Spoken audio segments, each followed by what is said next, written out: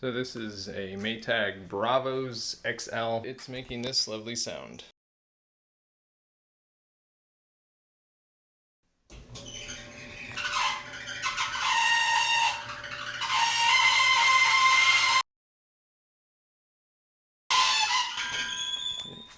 Beautiful music from heaven.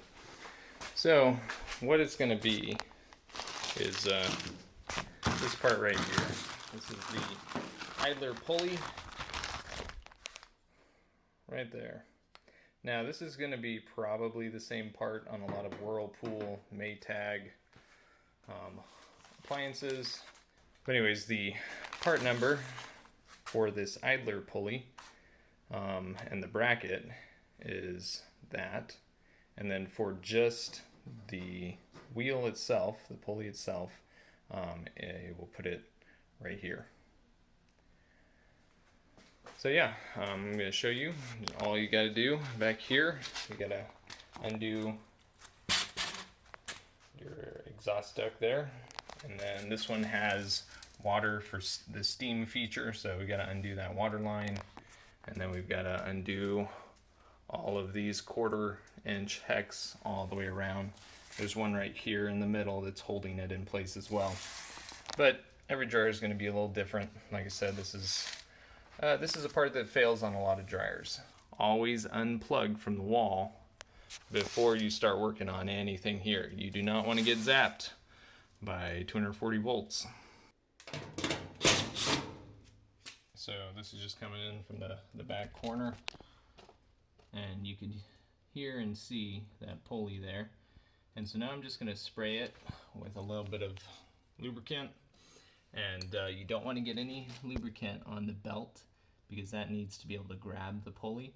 But I'm just going to spray it right into the bearing part of it. And if the squealing goes away when you do that, well, you know what's making the noise. Of course, I don't think there's any other part on a dryer like this that makes that kind of noise.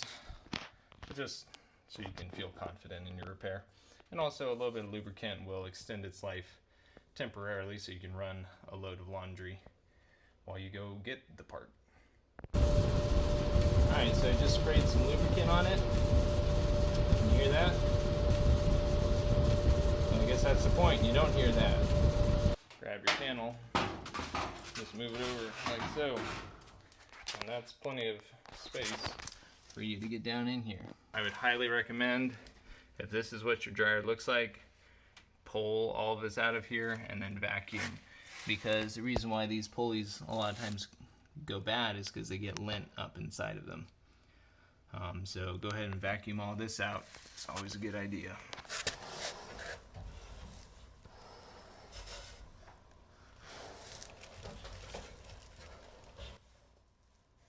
Look at that. That's actually burned.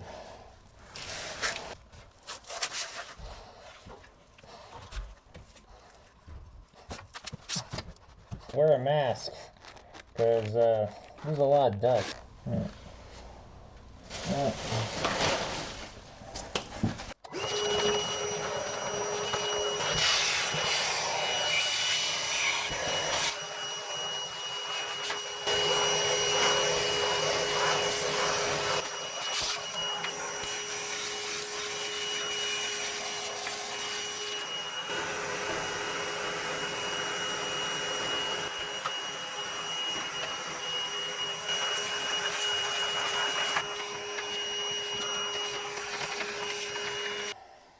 Got burned lint back here.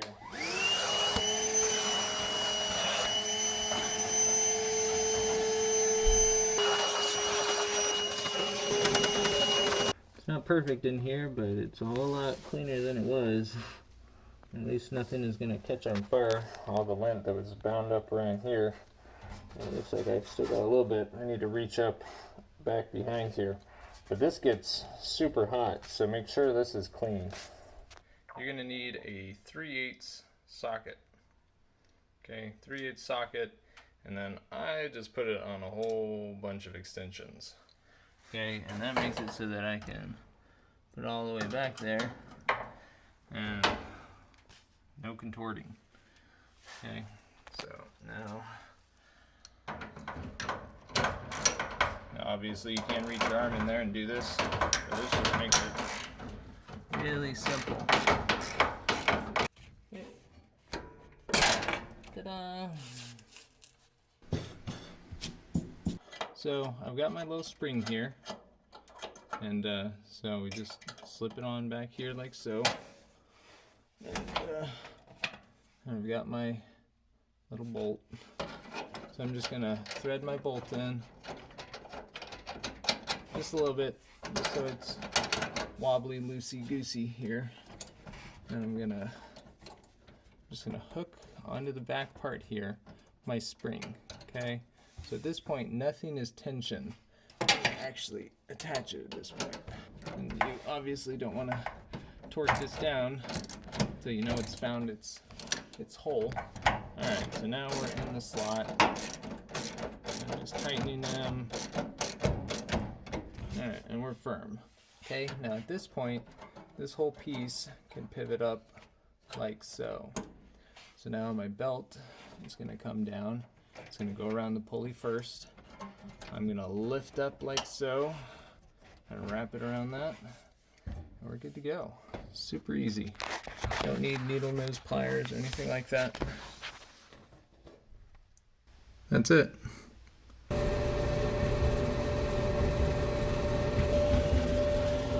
more squealing.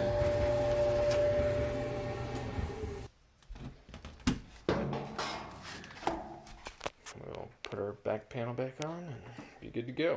Now if you have to replace that belt because you let it chew through or it just snapped or whatever, then that's when you're gonna have to undo this top panel, get to the front.